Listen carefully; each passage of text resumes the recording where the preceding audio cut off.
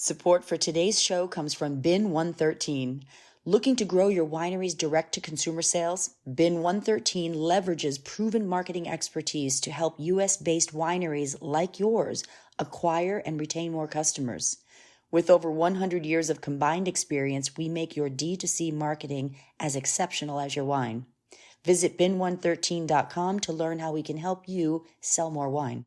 I mean, Pinot, again, I believe pairs well with everything, whether it's just oxygen that you're breathing in. I think your promotions for this varietal going forward needs to be pairs well with oxygen. Pairs well with oxygen. Well, that's a first for me. I've never heard that before, but it doesn't surprise me coming from her.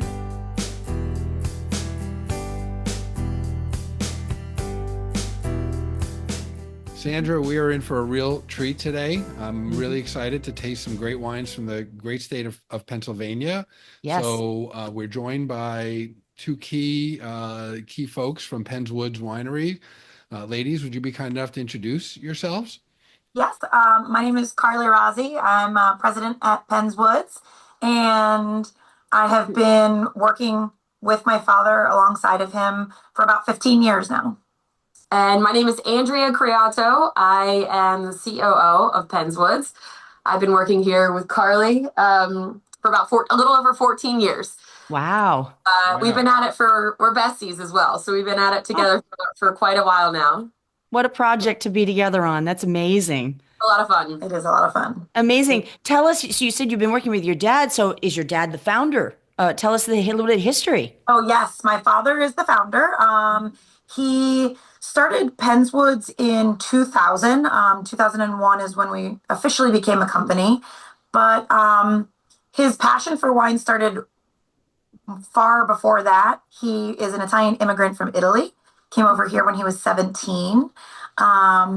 He is a U.S. Marine, veteran in Vietnam, and started a wine import company in the 70s and began importing wine from Italy and France and started to really get interested in the whole aspect of winemaking in the late 90s. And he started making some wine with fellow winemakers in Italy and submitted it to Wine Spectator. It was rated 95.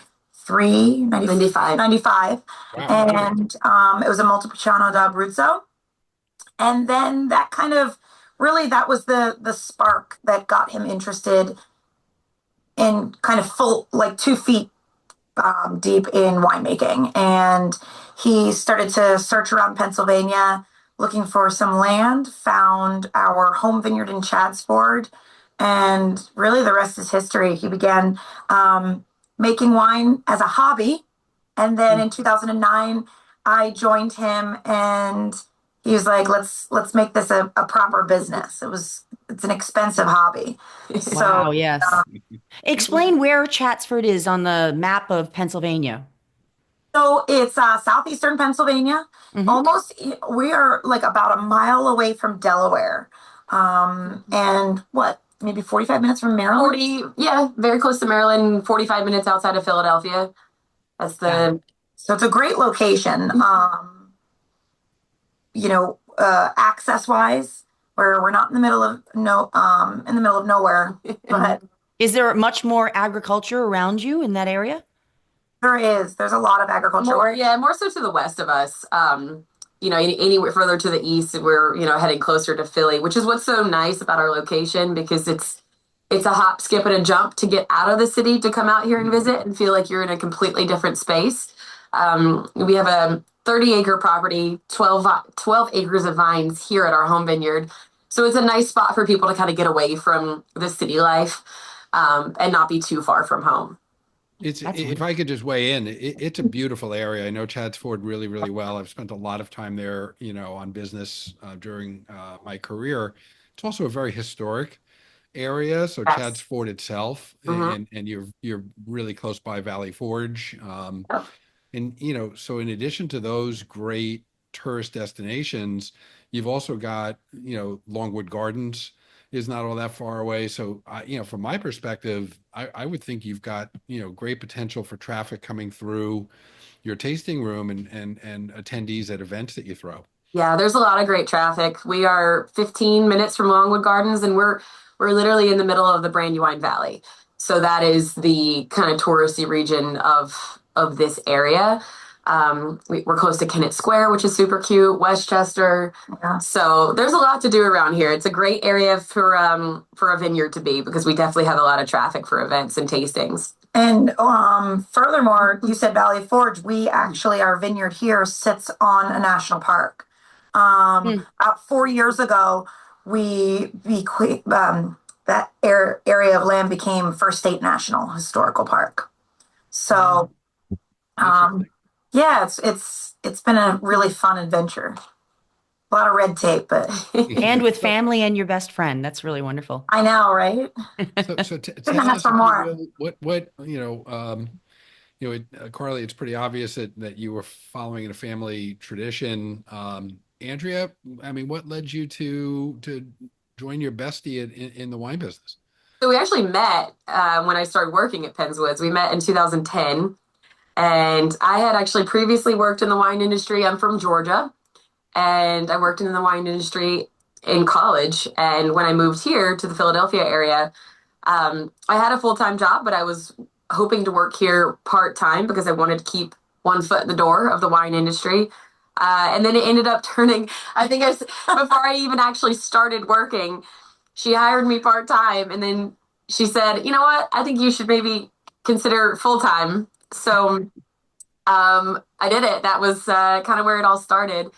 So she started 2009, I came in 2010, and then my husband, Davide, who's our winemaker, he moved here in late 2011 and from Italy, and never went back. So it's kind of been a little bit of a progression, and it's all become one big family all together, really. You got a job, a bestie, and a husband all from one place. Yeah. I was so I thought about it like that.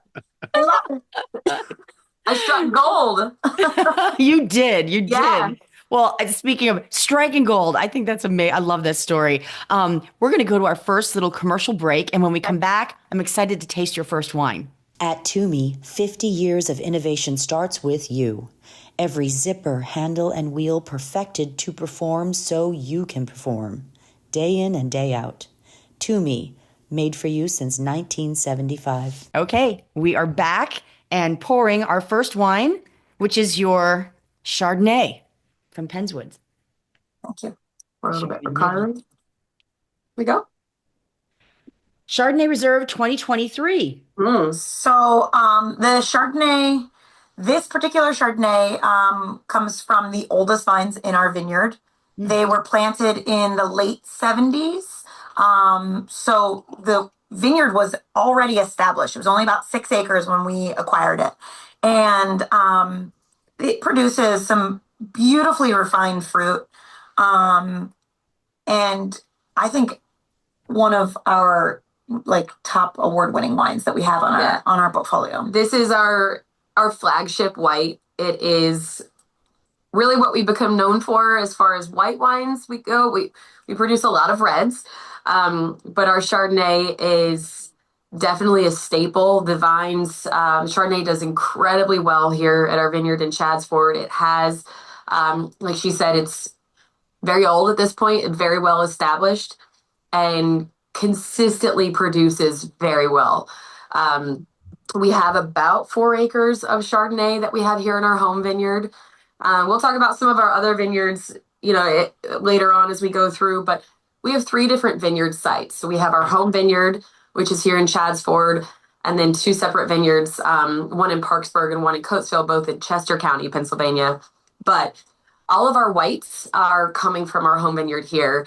And just a really, really excellent Chardonnay. It's briefly oaked, so it's not going to be a really heavy, buttery style Chardonnay. It sees some French oak for about 2 to 3 months, just to kind of take it kind of lowers the acidity a little bit and rounds it out. But it's a really beautiful Chardonnay. It does very well. It's one of the most popular whites within our wine club. We have an amazing wine club here at Penns Woods. And I typically am not a Chardonnay drinker, but this is something that I really enjoy because it's not so overpowering with the oak. I don't feel that just to go through the flavor profile. I mean, there's still a nice acidity to this, but it's definitely a softer, rounder from the oak. I mean, I'm getting not a huge buttery yeasty feel, but it's just got a very nice kind of toasty back to note to it. Yeah, a lot of green apple and then some of those Yep. toasted notes to it, almost like some toasted coconut. As Sandra knows, until very recently, at her urging, I hadn't drank any Chardonnay since the late 80s. And the reason for that is I spent a tremendous amount of time in California on business Mhm. back then. And I just I maxed out on that big, Yeah. buttery, Yes. oaky Chardonnay. And what I like about this is that it doesn't have that heaviness Yeah. to it. So I think it would be great with meals. What would you recommend we enjoy this with? What kind of Oh my food? gosh. I mean, this is a super versatile wine. You can have it with anything like baked brie or a charcuterie board, all the way to like a rich seafood dish. Okay. Pasta. What is it? Pasta vongole, pasta and Um, clams, yeah. Really nice. white wine sauce. But yeah, it. What's nice about this wine is it has that acidity to be able to cut through a lot of those richer dishes. Yeah, and the color is beautiful too. I mean, Yes. it's just a gorgeous like yellow gold kind of hue to it. I'm sure that's from the oak, but just really lovely, food friendly white. Very food friendly. And Alan, like you said, I know a lot of people over the years have sort of feel like they're Chardonnayed out, if that's a way to say it. Yep. Had too much Chardonnay and had too much of the same type. And we have found here at our tasting room, we hear a lot of people saying, I'm really not a fan of Chardonnay. It's not something I even want to try, which is, I think, the glory of doing wine tastings is kind of opening up your mind and your palate to trying different things. And we have found that so many of our customers that say they're not, particularly a Chardonnay fan, they end up really enjoying this one because it is so different than kind of your textbook Chardonnays that you've seen over the years. Yeah. So did it take a process to get to this great point? I mean, did you kind of start with this method as far as the Chardonnay Yeah. production is How did concerned? it change over? It must have evolved Yeah. over It the has last several definitely years. evolved over time. I mean, when we first released our Chardonnay, it was substantially longer. It spent substantially longer time in oak, and really we have adjusted it very carefully to our customer base and what everyone has been drinking, and slowly but surely they want less and less oak. Now we haven't gone as far and made like a naked one, which is obviously only stainless steel. We find that in the East Coast we have a higher acidity in our soil. Like our wines are naturally more acidic, which is great because it keeps them nice and fresh and crisp. But our both my father and Davide believe that introducing some of that oak in with the Chardonnay it's critical to just softening and giving that roundness that you need in a Chardonnay. And that's so smart. And it really, when Alan talks about the 1980s, early 90s American style, it wasn't just a California, it was just an American style of Chardonnay. It's changing. And I think as Americans, our palate is growing up a bit. Absolutely. We're a very young country when it comes to wine, and our wine industry is basically only like 50, 60 years old if you think about it. So, we're all growing up with our palates evolving as well. So this is exciting that we're all doing it together, the It winemakers is. and the wine drinkers. Yeah, it is exciting. And I find that like we're constantly again back to the tastings. It's so important to have people do wine tastings and come out to the vineyard because I mean, I'm sure many are aware that like smaller wineries, sometimes the price can be higher. And trying to explain that to folk, they're like, well, I can get, a bottle for $7 in the state store. like, yes, you can, but you have to expand your palate. And this is not supposed to taste like a California Chardonnay. Right. If it's grown in California, it's going to show the earth, the terroir of California. Here, it's a portrayal of East Coast Pennsylvania climate. Well So said. Well It's said. working. So true. So you've So got true. this non-Chardonnay drinker thinking about what am I going to make for dinner tonight because I'm going to enjoy the rest of this bottle with whatever we come up with. And we're starting with your Pinot Noir. This is the Penns Woods Pinot Noir 2021. And I'm excited to taste this because Pinot Noir is global. It's all over the world. And like you were just saying about the Chardonnay being representative of your region, Pinot Noir, I think, is the one wine that really, or the one varietal that really grabs on and expresses its local region that it's from. yeah, I completely agree.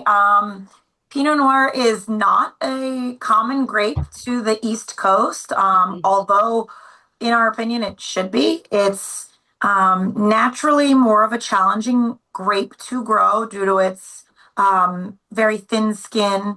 It's a bit of a temperamental grape in the vineyard. But if you, as Davide does, take care of the vineyard meticulously, you can create the most incredibly delicate, aromatic, just experiential wine. She's obsessed with Pinot Noir. Yeah. She is literally obsessed. It's all she drinks. She's a Pinot Noir lover, and she pretty much exclusively drinks our Pinot Noir, which is great. And she's obviously loving her own product. That's No, wonderful. I think What it's I'm getting out of important. this, I mean, it really has all the qualities of like, I'm getting the raspberry but there's a smokiness to this as well. There is for sure. So this comes from, we actually planted our Pinot Noir vines in 2013. And this is grown exclusively at it's called our Sandy Hill Vineyard. It is in Parksburg, Pennsylvania, which is Chester County. It's about 35 minutes from our home vineyard. And we planted Pinot Noir there and not at our home vineyard because even though they're not that far from each other, the elevation is different. The soil type is completely different. The slope, the way that it's facing, again, completely different. So we determined that vineyard site was more, we felt it would have the potential for Pinot Noir, definitely more so than our home vineyard would. And we had our first vintage in 2016. Definitely had some struggles in the very beginning growing it. We had some really cold winters after we first planted. And then we're constantly replanting. Gino, Carly's dad, was determined to have Pinot Noir here. And like you said, it was definitely in the beginning, it was very difficult. But now we've got very beautifully established Pinot Noir vines and a great Pinot Noir program because we have our Pinot Noir. We also make a Pinot Rosé and we have a Brut Rosé, a sparkling that's made with 100% Pinot Noir as well. Wow. So let me it's just beautiful weigh in on the and nose. say, while Chardonnay has been sort of off my charts for going on 40 years, Pinot Noir is a staple. You know, Yes. I'm like you. Carly. I'm a huge Pinot Noir lover. I love Burgundies, but I also particularly am a big fan of the Oregon Pinot Oh, yes. Noirs. You know, we actually have in our business Bin 113, we have an Oregon winery that produces award-winning Pinot Noirs, and you know, this has got a very different profile than what I'm accustomed to, Yeah. you know, from the Oregon Pinot Noirs. And so for me, you know, it's almost, excuse me, almost a little bit of a change of pace. It's got that Yeah. great Pinot Noir profile, but it's a little bit unique in itself. And I assume that that's simply because of the fact that this is an East Coast produced For sure. varietal versus the you know, the West Coast. I like the acidity in this. Yeah. I Yeah. like the acidity, but that smokiness comes through. That's really unique. I love that. That's different for me. And it has it almost is like a very earth tone wine, where it has a lot of the mushroom, a lot of those kind of just like foresty floor aspects to it, but it's still delicate. It still has that nice cranberry at the front. Yes, It has absolutely. it has that fruit, but then it really introduces this whole other aspect of an earth tone where it's not as much the black pepper, but like you said, it's like that smoky kind of mushroom undertone. And I mean, that is typical for red wines of the East Coast. I mean, mushroom capital of the world is about 10 minutes away from us in Kennett Square. But you get more of this kind of earth tone For sure. characteristic in a lot of the East Coast wines. That makes sense that your wine would taste that way, being so close to where they're growing all the mushrooms. I mean, the wine's going to reflect the terroir, everything that you're growing in the region. It's going to absolutely reflect. I want to move on to your Cab Franc. I'm very excited to taste it. Before you do, Yeah. let's just ask you the same question because I'm the resident foodie here. Tell our listeners a little bit about what you would love to serve, with this delicious Pinot Noir. I mean, Pinot, again, I believe pairs well with everything, whether it's just oxygen that you're breathing in. But you could do anything from mushroom, pastries, duck confit. You could do, I mean, even like any kind of chicken grilled foods. I love grilling and having Pinot Noirs. I just did a pork roast this last Saturday night for a dinner party, and I love that old saying of like pig and Pinot. It's like it's just so true. Say a pork tenderloin or pork roast of any type would be perfect with it. Interesting, but I think listen, as somebody who spent his entire career in marketing, I think your promotions for this varietal going forward needs to be pairs well with oxygen. Pairs well with oxygen. Well, that's like always that's a first for me. I've never heard that before, but it doesn't surprise me coming from her. It's brilliant. Brilliant. I enjoy having a glass of wine like while I'm cooking dinner. Yeah. So by the time I'm sitting down with my kids, they're running around, I'm exhausted, like I'm too tired for wine. But while I'm preparing and listening to music, I love to sip on my Pinot and while you're breathing. While I'm breathing. I'm not eating anything at that point. So I just pair it with a little bit of music. And so funny. Pair as well with oxygen and music. Venue Magazine is timely and timeless. Contemporary art and design, food and wine, architecture, motoring, yachting, music and film, and more. Find it all at venuemagazine.com. Well, let's see what the next one, the Cabernet Franc, pairs with. I'm excited about that. Oh, look at the color. Wow. Yeah. So this is the Penns Woods Cabernet Franc Reserve 2021. Yeah. So this is grown like the Chardonnay exclusively at our home vineyard in Chadsford. These vines have also been here since the early 80s. In my opinion, they're some of the most beautiful vines we have in the vineyard. Some really big, gorgeous vines that we have out there. It thrives, honestly, in this location. And in our opinion, I think for us as a whole, focusing on the wine industry in Pennsylvania, specifically in the southeast to sort of, central southeast area of PA, Cab Franc is really it for the red wine here. I personally think that Pennsylvania should become known for Cab Franc, especially, regionally, at least in the southeast area. Cab Franc for reds and honestly Chardonnay for whites. But Cab Franc is something that is grown. It's pretty widely grown in this area. Does incredibly well. And, a lot of people have had Cab Franc in blends, but you don't see it so much being 100% varietal, really, unless you're seeing it come from really the East Coast. I know that Virginia does a lot of Cab Franc. PA is becoming really well known for it, but it's something that really stands out.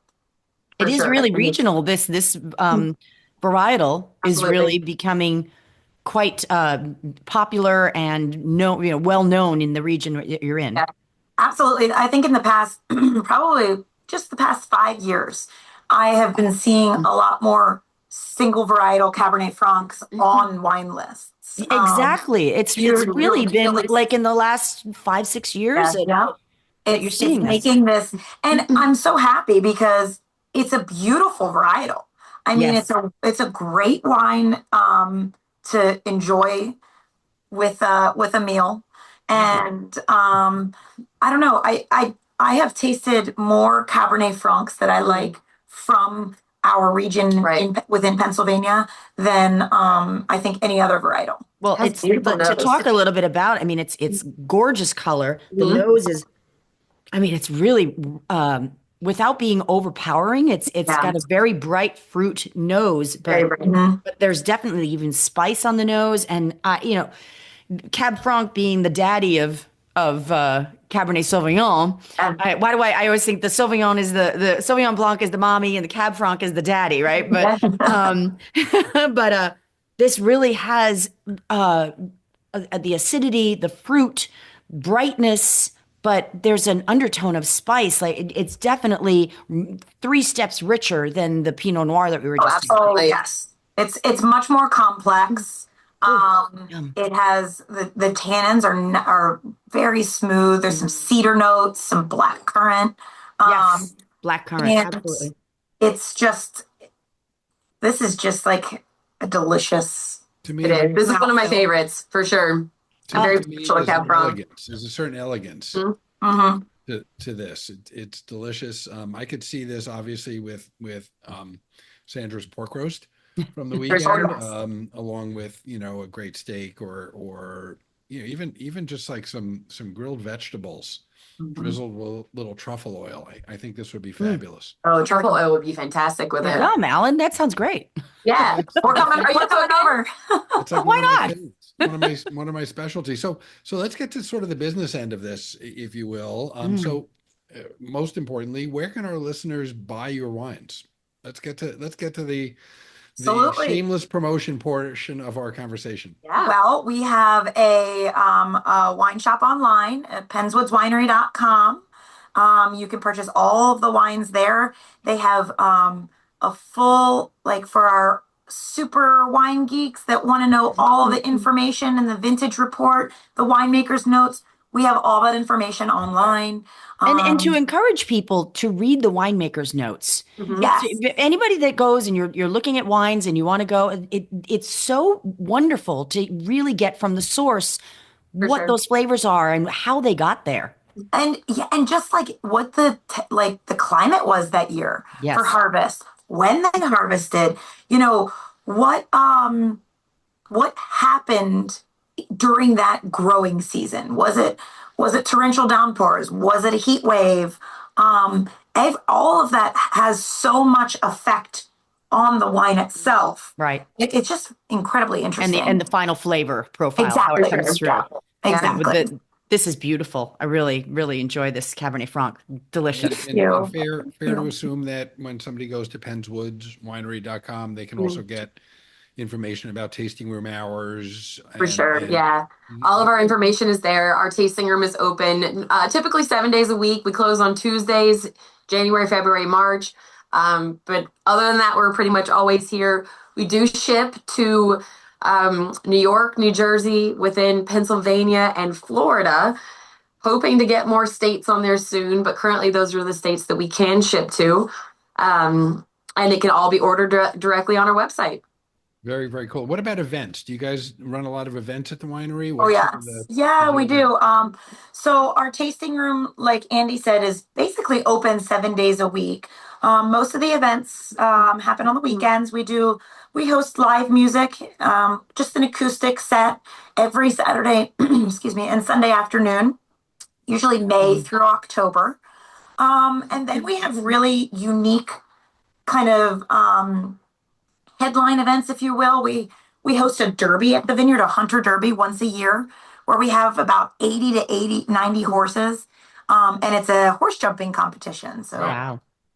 That is really exciting. We also host a 5K run through the vineyard.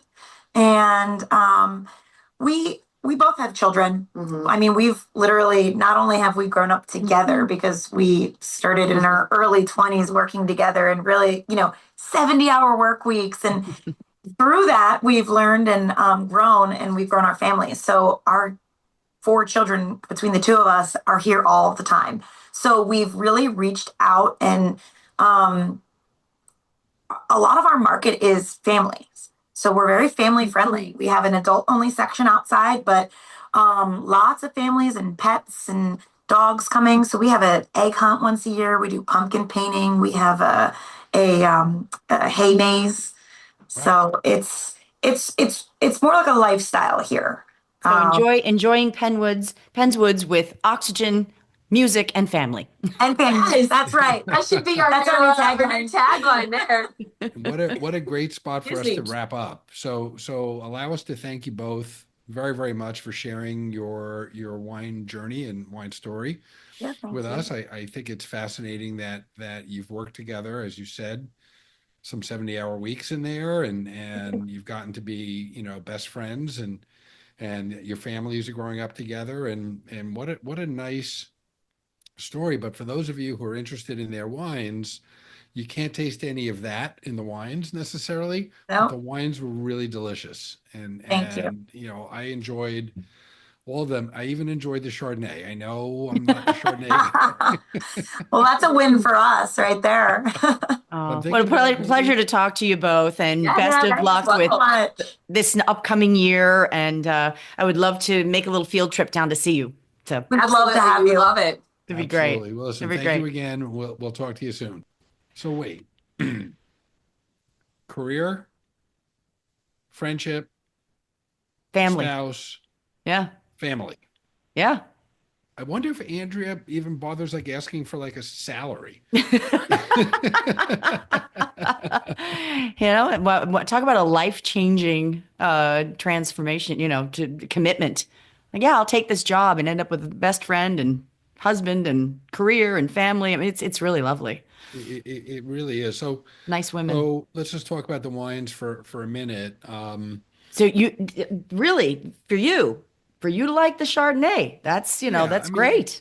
I like it. I'm not going to necessarily buy a case of it because it's not your varietal. It's just not your my varietal, but I will, we'll make some fish for dinner this evening, and we will definitely enjoy the Chardonnay. Yeah.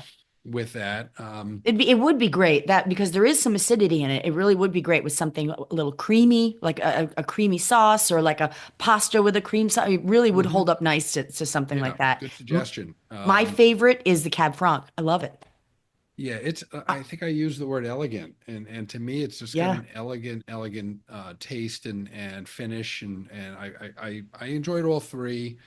The Pinot Noir, as you know, I'm a Pinot junkie, and that one's being put aside for personal consumption. but the Cab Franc, the tannins on it, I just took another sip. The tannins are just perfect. They're not overly forward. There's still acidity that's happening from every sip. The fruit is perfectly balanced. That's a really nice bottle of wine. I'm excited to get down there. That is, if you're not familiar with it, it's a beautiful area of the world, and there is a lot going on around it. And I think I want to hang out. With, sounds fun with Carly and Andrea because they seem like they're an awful lot of fun. So great episode. Thanks. Yeah. And thank you. We'll tease out our next episode, which is going to come from a state that most wine drinkers are going to find very surprising. Yes. Not only becoming, one of the largest producers in the country, okay, but the scale of the wine business there is beyond the pale, beyond belief. So very excited for that. Yeah. And Sandra, have a great day. Have a great day, Alan. Nice to see you. Please remember to subscribe to Wine Across America on Apple, Spotify, and YouTube.